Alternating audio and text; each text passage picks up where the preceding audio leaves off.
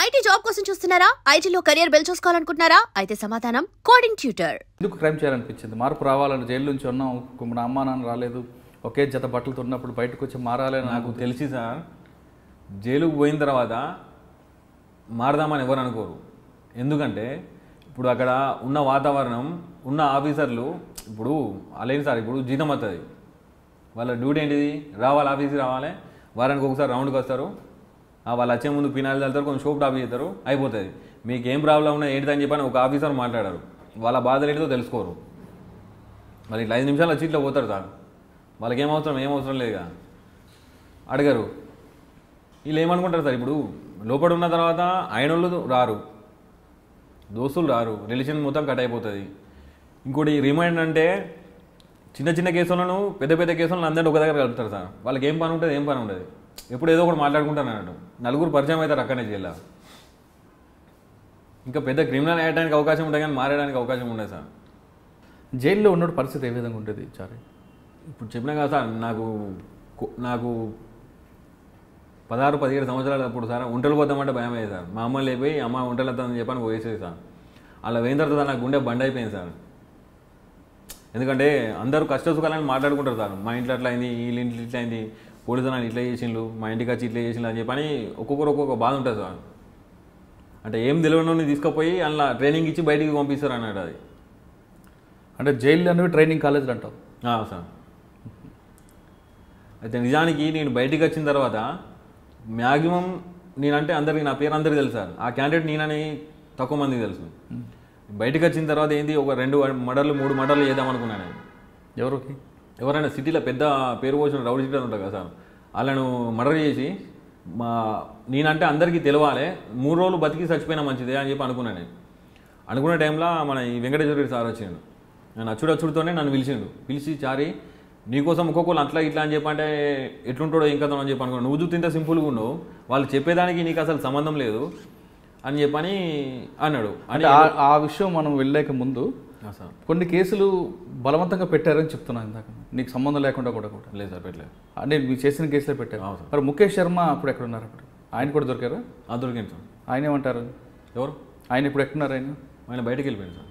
అంటే నేను బయటికి వెళ్ళే ఒక 2 ఏళ్ళు 3 ఏళ్ళు ముందు ఇదే విషయం సార్తో చెప్పిన సార్. ఇట్లా మన వెంకటేశ్వర సార్తో చెప్పిన సార్, నేను బయటికి పోయిన తర్వాత మళ్ళీ నన్ను పోలీసు వాళ్ళు వాడెక్కడున్నాడు, నీ కేసు ఒకటి వీడెక్కడో అని చెప్పి ఇబ్బంది పెడతారేమో అని చెప్పిన సార్. అతను ఇంకో 2 ఏళ్ళు 3 ఏళ్ళు అయితే రిలీజ్ అవుతాడు. ఆ సారు వాళ్ళతో మాట్లాడాడు.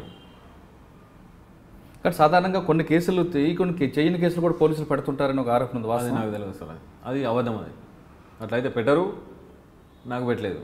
ఇప్పుడు బ్యాడ్ సర్కిల్తో చెడు ఫ్రెండ్స్ స్నేహం చేయడం వల్ల ఫస్ట్ క్రైమ్ చేశాను, తర్వాత కంటిన్యూ అయిపోయిందని మేము చెప్తున్నాం సార్. ఇటు తల్లిదండ్రులు దూరం అయిపోయావు సార్, అటు జైల్లో ఎవరు అధికారులు పట్టించుకోరు. అటువంటి పరిస్థితులు ఉన్నప్పుడు ఏమనిపించింది నీకు నైట్ టైంలో? అసలు ఏం చేస్తాం సార్, ఇంకా క్రిమినల్ తయారవుతారు సార్. ఇంకా ఇప్పుడు డబ్బు ఉంటే సార్ జైల్లో ఒక ఫ్యామిలీ తప్ప మొత్తం అన్నీ చేయవచ్చు. 1-2 సంఘటనలు చెప్పండి, ఏం జరిగాయో. బిర్యానీ వస్తుంది సార్, మందు తాగొచ్చు. బిర్యానీ ఎలాగొస్తుంది?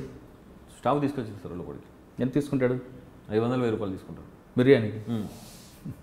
మందు 1000 రూపాయలు 2000 తీసుకుంటారు. సెల్ ఫోన్ 5000 తీసుకొస్తారు. గంజాయి అనేది కామనా? కామన్ అది సార్. పైననే అది జైలు బోర్డు ఉంటుంది సార్, లోపల మొత్తం రెస్టారెంటే సార్ అది. కానీ లోపల ఆల్రెడీ ప్రతి ఆదివారం నాడు మటన్ ఇస్తారు, బుధవారం నాడు ఎగ్ ఇస్తారు, ఇంకా అవన్నీ ఎందుకు? అవి లేనోనికి సార్. అది లేనోనికి ఒక పూట, ఇప్పుడు రోజు ఉన్నోళ్ళ తింటా అంటే వాళ్ళ ముఖాలు చూస్తారు కదా, ఈ ఒక రోజైనా మీరు తిరుగులు అని చెప్పని ఇస్తారు అట్లా. అంటే జైల్లో భోజనం బాగుంటుంది బాగోదన్న? అప్పుడైతే బాగాలేకుండే సార్, పట్టించుకోరు సార్ ఎవరు. కానీ చాలామంది ఫ్యాక్షనిస్టులు కూడా నక్సలెట్ ఉండేవారు కదా, వాళ్ళతో ఇబ్బంది ఉంటుందా జైల్లో? ఏం లేదు, సినిమాలో చూపిస్తున్నట్లుగా భోజనాల దగ్గర గొడవలు అవ్వడం అంతలేదు. కానీ డబ్బులు ఉంటే ఏదైనా చేయొచ్చు. ఒక అమ్మాయి తప్పించి ఆ అమ్మాయి కూడా చేసుకోవచ్చు. మనం బాగాలేదని చెప్పని డాక్టర్తో లోపల సెట్టింగ్ చేసుకుంటే ఆయనే బయట హాస్పిటల్లో రాస్తాడు. ఆ చిన్న ఎస్కట్ ఉంటారు కదా సార్, వాళ్ళకి 5000 ఇచ్చి ఇది చేస్తే ఆ నర్సుల రూమ్ ఉంటుంది, దానిలో పోరేవచ్చు. అట్లా కూడా పోయొచ్చు సార్. నేను నవ్వుతారు, మీకు తెలియదు కదా. ఏ విధంగా వెళ్ళావు? అంటే అమ్మాయి కోసం బయటకు వచ్చావా? పోయేది అట్లా. నేను డబ్బులు ఎక్కడ నీకు? సార్ చెల్లపల్లి జైల్లో కరెక్ట్ చెక్ చేస్తే ఒక 30-40 లక్షలు దొరుకుతాయి సార్. ఒక్కళ్ళ దగ్గర 100 రూపాయలు, 50 రూపాయలు, 10 రూపాయలు, 20 రూపాయలు కూడా కనబడదు. 500, 1000 రూపాయలే అప్పుడు. కానీ చల్లపల్లి జైలు నుండి ఒక అమ్మాయి కోసం బ్రహ్మచారి ఏ విధంగా బయటకు వచ్చాడు, ఎక్కడికి వెళ్ళాడు? Hospital sir treatment. అంటే ఏమన్నా నీకు ఆరోగ్యం ఏం బాగాలని చెప్పు. డాక్టర్తో మాట్లాడితే అయిపోతుంది సార్. డాక్టర్ పెన్ను వాటి రాసిందంటే ఎవరు అబ్జెక్షన్ ఉండే కదా సార్, పంపిస్తారు, ఎస్కార్డ్ ఇచ్చి పంపిస్తారు. ఏ హాస్పిటల్కి వచ్చావు? ఉస్మానియాకి వచ్చినా, గాంధీ పోయినా. అంటే హాస్పిటల్ పబ్లిక్గా వార్డ్ రూమ్లో ఎలాగ జైలు వార్డు ఉంటుంది కదా, ఇప్పుడు అడ్మిట్ అయితే జైలు వాడు సార్. అడ్మిట్ కాకపోతే మామూలుగా చెకప్ ఒక అర్ధగంట గంట సేపు వెయిటింగ్ అంటే మన ఇష్టం. అక్కడ పక్కకు కూర్చోవచ్చు, వాడు లోపల కూర్చోవచ్చు. ఇప్పుడు ఎవరైనా ఇట్లా మనకు తెలుసా, ఇప్పుడు ఎవరైనా వచ్చి నేను చెప్తా ఇలా పలానా వాళ్ళు సార్ ఫోన్ చేసుకోవాలి, మీకు ఏదంటే చూసుకుంటా అని చెప్పండి, సరే అని చెప్పి ఫోన్ ఇస్తారు. వచ్చి కూర్చొని మాట్లాడుతుంది. ఎవరని చెప్తే అక్కనో చెల్లెనో మరదలో గిరదలో అని చెప్తాను నేను. చెప్పిన తర్వాత ఉన్న విషయం చెప్తా, ఇన్ని రోజులు అవుతాను సార్ నాకు ఇది అవుతుంది అంటే, సరే ఇష్టం కానీ మమ్మల్ని బదనం చేయకు, మరీ ఇంత చేయకని చెప్పి చెప్తారు. వాళ్ళకి అమౌంట్ ఇచ్చేసా అయిపోయా, ఇంకేం. కానీ మరి రూమ్ కావాలి కదా. రూమ్ ఎక్కడ ఉంది సార్, ఎందుకు దొరికాయి? అంటే గాంధీ హాస్పిటల్లోనేనా, ఉస్మానియాలోనా? ఆడదున్నాయి, ఈడ ఉన్నాయి. కోర్టు పోయినప్పుడు కూడా చేసిన సార్ నేను. కోర్టు పోతే 5,000 ఇచ్చేది నేను. ఇచ్చేది కారు తీసుకొని వచ్చేది మా వాళ్ళు. అలా ఫోన్ చేసేది, పలానా కోర్టు కాడికి పోతాను రామంటే కారు తీసుకొని వచ్చేది. కోర్టు అయిపోయిన తర్వాత అప్పుడు మన ఇవి ఉండే కదా సార్, ఇప్పుడు వైట్ గ్లాసులు ఉన్నాయి, అప్పుడు ఫిలిం ఉండే కదా, లోపల మంచిగా ఉంటే ఎవరు కనిపించకపోయేది. ఆ కారు పక్కన పెట్టేది కోర్టు గోడకి ఇట్లా. అర్ధగంట గంట సేపు ఉండేది. వాళ్ళు వచ్చిన తర్వాత బిర్యానీ వాళ్ళకి మంది ఇప్పించేది, 5,000 ఇచ్చేది. అంటే డబ్బులు ఉంటే జైల్లో ఏదైనా చేయొచ్చు, ఏదైనా చేయొచ్చు సార్. లోపల నుంచి మర్డర్లు చేపించచ్చు, ఇంకా కేసులు చేపించచ్చు, ఏమైనా చేపించచ్చు. మర్డర్కి చాలామంది ప్లాన్లు వేస్తుంటారు అంటారు, నిజమే? నిజమే. మీకు తెలిసింది ఎవరైనా జరిగింది అక్కడ? మేము కూడా చేసినాం కదా సార్. ఎవరు ప్లాన్ చేస్తావు జైల్లో ఉండి? చెప్పే 3-4 టార్గెట్ పెట్టుకున్నా సార్. వాళ్ళు బయటకు వచ్చిన తర్వాత వేద్దామని చెప్పి అనుకున్నా. వాళ్ళ ఇన్ఫర్మేషన్ మొత్తం తెలుసుకున్నా. వాళ్ళు ఎంబడిన రోజులతో మాట్లాడేది రోజు నేను ఫోన్లో. 3 సంవత్సరాలు 8 నెలలు సార్ నేను ఫోన్ స్విచ్ ఆఫ్ చేయలేదు సార్. మీరు నమ్ముతారా?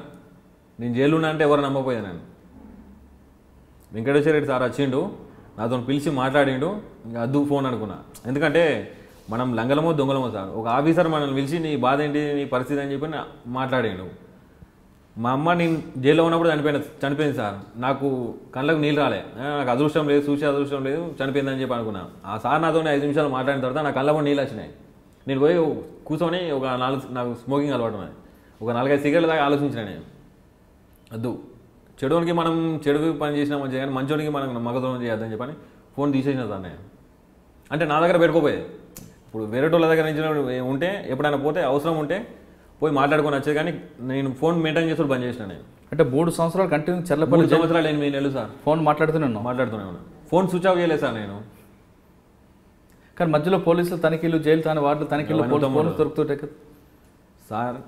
జైల్లో 100 రూపాయలు దొరికితే ఏం తెలియని తీసుకుపోయి కొట్టి సింగల్ వేసి వాళ్ళు ఇంటర్వ్యూ కట్ చేస్తారు. అది జైలు రూల్, అది మాన్యువల్. అది నా జేబులో నేను లోపల నుంచి బయటకు వచ్చేటప్పుడు పైసలు పెట్టుకొని వచ్చేది, బయట నుంచి లోపల పోయేటప్పుడు పైసలు పెట్టుకొని వచ్చేది.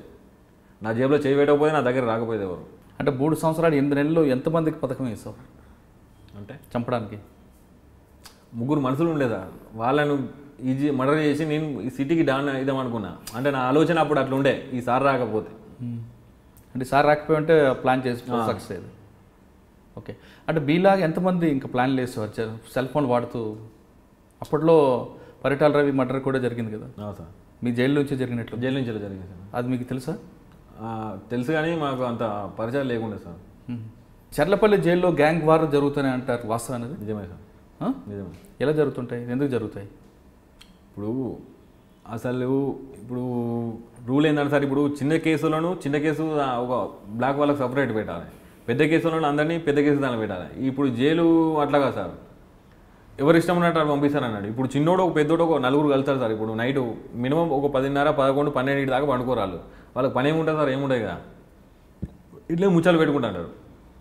అరే బయట పోయిన తర్వాత అది చేద్దాం రా, మా ఇంటి సైడ్ ఇది ఉన్నది, మా చుట్టాల దాంట్లో ఇది ఉన్నది చెప్పని ఇట్లా మాట్లాడుకొని ఒకళ్ళ నెంబర్ ఒకళ్ళకి ఇచ్చుకుంటారు సార్. ఇచ్చుకొని బయటకు పోయిన తర్వాత ఆటోమేటిక్గా కలుసుకొని మళ్ళీ వాళ్ళు ఒక టీం అవుతారు. ఈ లంచతనం దొంగతనం చేసిన వాళ్ళు ఎప్పటికీ ఆగది, 4 రోజులు అటు దొరుకుతాం. వాళ్ళు దొరికి మళ్ళీ లోపలికి వచ్చిన తర్వాత వీళ్ళు 3 వస్తారు కదా సార్, ఈ 3 ఇంకో 10 మందికి పరిచయం అవుతారు. అప్పుడు మళ్ళీ డివైడ్ అయిపోతారు అన్నట్టు. మళ్ళీ వాడు పోయి ఇంకో టీం తయారవుతాడు, వీడు పోయి ఇంకో టీం తయారవుతాడు, వీడు పోయి ఇంకో టైం, అట్లా క్రైమ్ ఎక్కువ పెరుగుతుంది. కానీ గ్యాంగ్ వార్స్ ఎందుకు జరుగుతుంటాయి? ఒకరికొకరు కొట్టుకోవడం చర్లపల్లి జైల్లో ఆ కొట్టుకోవడంలో అడ్డుకున్న వాటర్లపై దాడి చేయడం ఎందుకు జరుగుతుంటాయి? అది ఉట్టిగా సార్ అది. కానీ చాలామంది చెప్తుంటారు జైలు వాటర్లపై దాడి అంటుంటారు. కాదు కాదు నన్ను పుకార్లు అవి. ఇంతకు ముందు జరిగేది సార్. అది ఎట్లా, గంజాయి తాగే అలవాటు ఉన్నోనికి ఆయనకి గంజాయి లేకపోతే ఆడు మెంటల్ అయిపోతాడు సార్. ఆడు ఒకసారి ఇప్పుడు గంజాయి రావాలంటే డబ్బులు ఉన్నోడు ఆటోమేటిక్గా వచ్చేస్తుంది, అది మెయిన్ గేట్ల నుంచి వచ్చేస్తుంది. డబ్బులు లేనివాడికి దొంగసాటున రావాలి. అది ఒక టైంలో రాలేదనుకో ఆడు మెంటల్ అయిపోతాడు ఆటోమేటిక్గా. హాస్పిటల్లో మత్తు ట్యాబ్లెట్లు కావాలి, ఇది లేకపోతే అది లేకపోతే మెంటల్ అయిపోతాడు, కోసుకుంటారు. అప్పుడు ఆడు ఏం చేస్తాడో మనకు అర్థం కాదు. అట్లాంటి చిన్న చిన్నవి అయితే కానీ పెద్దగా ఈ పేపర్లలో వచ్చి టీవీలో వచ్చినట్టు అయితే కాదు sir. And don't forget to subscribe to iDream. And for more videos, please subscribe to iDream. Please subscribe to iDream. Please subscribe iDream. And please subscribe to iDream. For more videos, subscribe to iDream. please like, share and subscribe to the channel. Congratulations, iDream. Subscribe to iDream. Subscribe to iDream.